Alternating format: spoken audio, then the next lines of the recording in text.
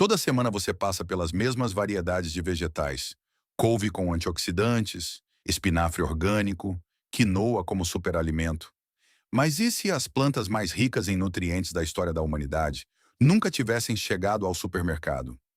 Por que variedades milenares que forneciam mais proteínas, mais vitaminas e mais minerais do que as linhagens modernas desapareceram? E por que foram suplantadas justamente aquelas plantas que retornavam sem a necessidade de semeadura constante? Hoje começamos com a primeira dessas culturas esquecidas. Top 1. Escorcioneira. A raiz suplantada. À sombra das cenouras e das pastinacas, existia uma raiz que gozava de grande prestígio na Europa medieval. Scorzonera hispânica, também conhecida como escorcioneira ou erva víbora. Originalmente do sul da Europa, era apreciada por suas raízes longas e pretas, cujo sabor lembra o de alcachofra e ostra. Os herbalistas medievais a utilizavam não apenas como alimento, mas também como planta medicinal, inclusive contra picadas de cobra. A escorcioneira é uma planta perene. Ano após ano, ela rebrota de uma raiz axial profunda, que pode ultrapassar os 30 centímetros de comprimento. Suas raízes são ricas em inulina, uma fibra alimentar que auxilia a flora intestinal. Além disso, contém vitamina E, vitamina C, bem como potássio, cálcio e ferro. Quando cozida, desenvolve uma textura cremosa e levemente adocicada, sendo por isso um ingrediente valorizado em sopas e guisados. No entanto, ela tinha uma desvantagem: a colheita é difícil. As raízes quebram facilmente e a casca preta tinge as mãos. Para aguçar a agricultura industrial, ela era inadequada. As cenouras a substituíram, mais fáceis de colher, mais simples de armazenar, mais lucrativas.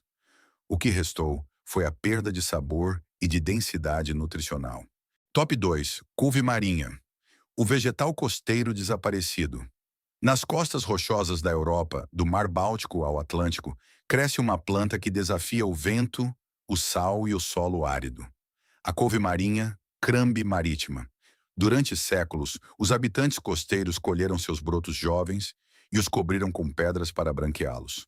Assim surgiam brotos tenros, semelhantes ao aspargo, que eram considerados uma iguaria. Já os romanos conservavam a couve marinha e a levavam em viagens marítimas para prevenir o escorbuto.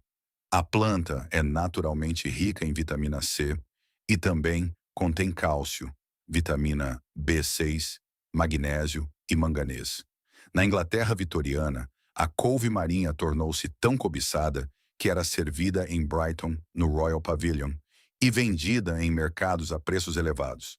Até Thomas Jefferson a cultivou em Monticello, entre 1820 e 1825, considerando-a uma planta de jardim valiosa. E mesmo assim, ela desapareceu. Não porque se tornou impopular, mas porque não permitia a industrialização. A couve marinha murcha em apenas um dia após a colheita. Ela exige frescor, proximidade e manuseio cuidadoso. Para um sistema baseado na capacidade de transporte e na produção em massa, não havia espaço para ela. Restou uma planta cujo sabor e perfil nutricional hoje quase ninguém conhece. Top 3. Espelta. O grão ancestral negligenciado. A espelta, Triticum espelta, pertence às espécies de cereais cultivadas mais antigas da Europa.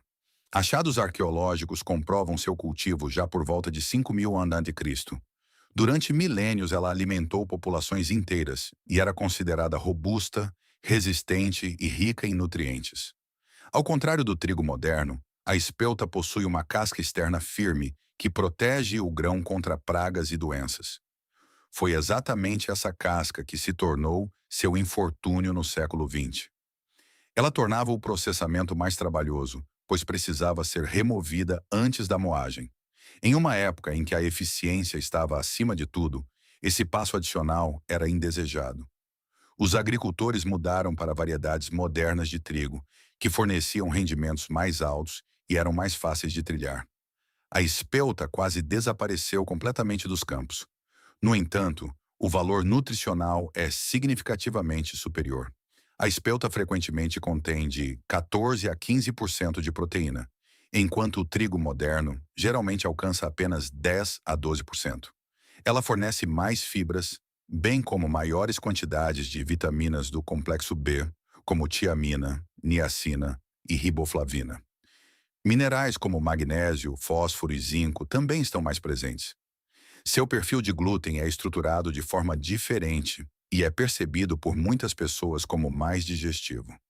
Contudo, essas vantagens deixaram de importar quando o rendimento e o processamento industrial se tornaram o padrão. Top quadro: salsa a cavalo, o antecessor esquecido do aipo.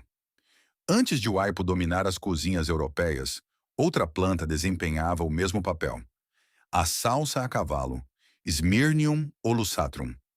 Esta planta bienal mediterrânea foi levada pelos romanos para o norte e espalhou-se pela Grã-Bretanha e por grande parte do norte da Europa. Na Idade Média, era uma planta de jardim valorizada, não apenas por seu aroma semelhante ao do aipo, mas também por sua falta de exigências. Todas as partes da planta são comestíveis. As folhas jovens podem ser usadas cruas em saladas ou cozidas como espinafre. Os caules podem ser branqueados e utilizados de forma semelhante ao aipo. As raízes, quando cozidas ou assadas, desenvolvem uma nota levemente adocicada que lembra a pastinaca. Até os botões florais podem ser conservados como alcaparras. E as sementes secas servem como um tempero picante com aroma de pimenta. Em uma época em que o desperdício não era uma opção, essa versatilidade tornava a salsa a cavalo indispensável. Nutricionalmente, ela fornece vitamina C, vitamina A, além de potássio e cálcio. Ela prospera até em solos arenosos e salinos e se autossemeia. No entanto, com o desenvolvimento do aipo, mais suave e fácil de transportar, a salsa a cavalo perdeu importância. A indústria preferiu a uniformidade e a mecanização. Assim, desapareceu uma planta que exigia pouco e dava muito. Top 5. Einkorn, o primeiro cereal da humanidade. Muito antes de o trigo moderno preencher padarias e supermercados, outro grão alimentava civilizações inteiras: o einkorn, Triticum monococcum. É considerado o cereal cultivado mais antigo da história da humanidade e foi plantado por mais de 7.000 anos na Europa e no Oriente Médio. Seu nome deriva do alemão um grão, uma referência ao grão único por espigueta, o que limitava suas colheitas. Exatamente essa menor produtividade levou ao seu desaparecimento. Em uma agricultura voltada para rendimentos máximos por hectare, o einkorn não conseguia competir com as variedades modernas de trigo. Estas fornecem quantidades significativamente maiores e foram desenvolvidas especificamente para o processamento industrial. O einkorn, com seus apenas 14 cromossomos, ficou para trás enquanto o trigo moderno, com uma estrutura genética mais complexa, dominou. Mas o preço foi alto. Estudos mostraram que o einkorn contém até 30% mais proteína do que o trigo moderno. Ele fornece muito mais beta-caroteno, além de quantidades significativamente maiores de vitamina A e luteína, nutrientes cruciais para o sistema imunológico, olhos e proteção celular. Seu glúten é composto de forma diferente, com estrutura mais simples, sendo melhor tolerado por muitas pessoas. O que se perdeu não foi apenas um grão, mas todo um perfil nutricional. Top 6. Chirivia do Sião, a raiz doce dos jardins de mosteiros.